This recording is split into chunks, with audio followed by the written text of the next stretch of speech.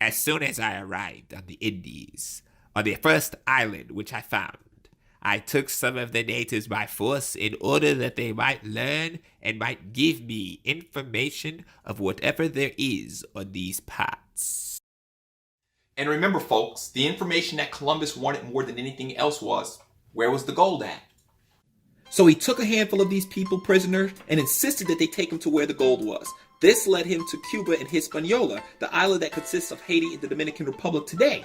Now, what they did find was specks of gold in the river, but nothing like what he was expecting. So instead of filling his ship up with gold, he filled them up with a different currency. You guessed it, folks, he filled them up with slaves.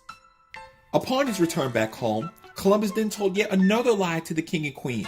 This time, he promised to bring them even more gold if they funded yet another trip. As proof of his expedition, he bestowed the king and queen with chili peppers, cotton, tobacco, Arawak, Taino slaves, sugar, and tomatoes.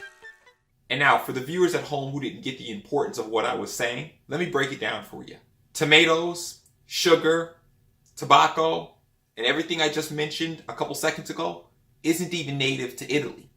So all of the things that they have over there currently right now was ultimately stolen from the Arawak and Taino people. So that's what you do, huh, Christopher Columbus? You just go to other people's countries, steal from them, rob from them, kill them, and take everything they have and pass it off as your own, huh? But I digress. Let's get back to the story.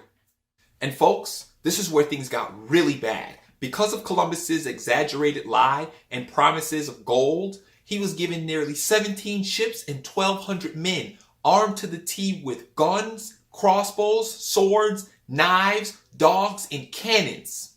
And what do you think Columbus did as soon as he got back? Well, in case you couldn't guess it, I'll tell you what he did. The first thing Columbus did when he returned to the New World was set an example. He rounded up 3 of the Taino chief's men and chopped off their heads in public. He then demanded that they gave him all of the food and water that they had. In addition to that, Columbus insisted that they allow his men to have sex with their little girls and wives. When they refused to comply, Columbus ordered his men to chop off their ears and noses, so that now the disfigured offenders could return to their village and serve as a warning to anyone else who wanted to oppose his tyrannical regime. When the Arawak, Taino, and the Lacanians weren't providing Columbus with enough women to rape, he decided to take matters into his own hands. He ordered his men to capture as many of them as possible so that way he could turn them into sex slaves. Sex slaves that he sold to Spain for a profit, and sex slaves that he used to reward his men daily for good deeds. Now, according to Columbus's very own journals, he would brag on a daily basis along with his men how fun it was to rape little girls over and over and over and over again until he got complete obedience from them.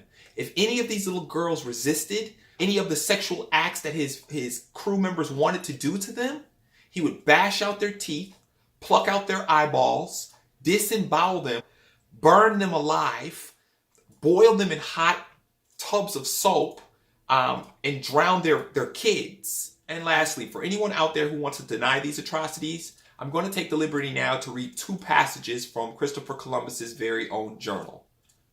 The first passage I'm going to read is something that Christopher Columbus wrote personally about the whole ordeal. And the second passage I'm going to read is an actual account from one of Christopher Columbus's shipmates who partook in one of the rapings. 100 castellanos are as easily obtained for a woman as for a farm, and it is very general, and there are plenty of dealers who go about looking for girls. Those from 9 to 10 are now in demand. While I was in the boat, I captured a very beautiful woman whom the Lord Admiral Columbus gave to me. When I had taken her to the cabin, she was naked, as was their custom. I was filled with desire to take my pleasure with her, and attempted to satisfy my desire. She was unwilling, and so treated me with her nails that I wish I had never begun.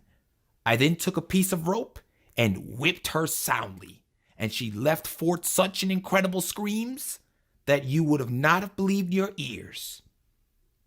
Eventually, we came to such terms, I assure you, that you would have thought she had been brought up in a school for whores.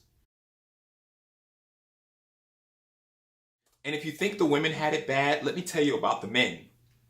Every single male 14 years and older were put into concentration camps where they were beaten daily, tortured, and forced to work in gold mines until they died. In addition to that, Columbus set up a tribute system where natives were forced to bring them gold every 3 months. If they did this, they received a token to wear around their necks.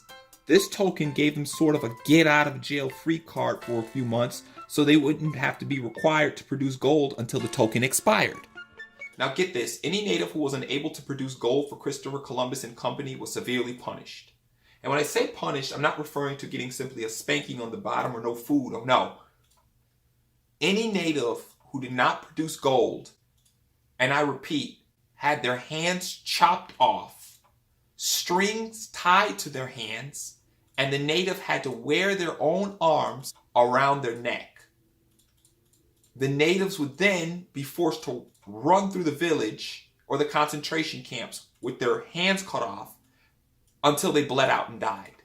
And anyone who rebelled or ran away from slavery was burned alive. There are even eyewitness accounts of the locals being chased down and fed to by hunting dogs while they were still alive, screaming and wailing in agony as the dogs feasted on their limbs and entrails.